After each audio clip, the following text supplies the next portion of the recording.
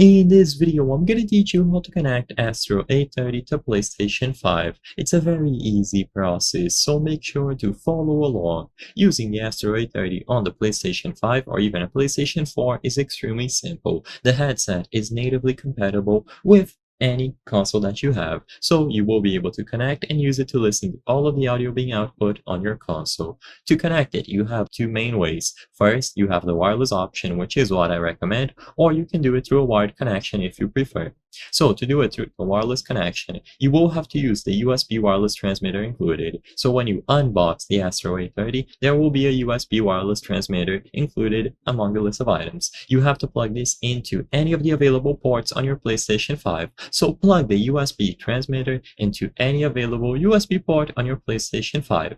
Once you plug this transmitter in, you will be able to power on the headset and make sure that it pairs itself up with the transmitter. So power on the headset and see if it pairs itself up automatically. If it doesn't, you will be able to press and hold the power and the Bluetooth button simultaneously. You can also press and hold the transmitter button on the actual USB transmitter itself. Once this is done, they will begin pairing, and once they are successfully paired with each other, you will be able to listen to all of the audio being output on your PlayStation 5 through the Astro A30. You can use them completely wirelessly as long as they have sufficient battery. Alternatively, if you didn't like this method or you want to do it through a wired connection, you will find the included 3.5mm cable. You can use this for a wired connection, so plug one end into the appropriate port on the Astro A30 itself, and then the other end into your controller's 3.5mm port. Once this is done, once again, you will be able to listen to all of the audio being output on the console through the headset.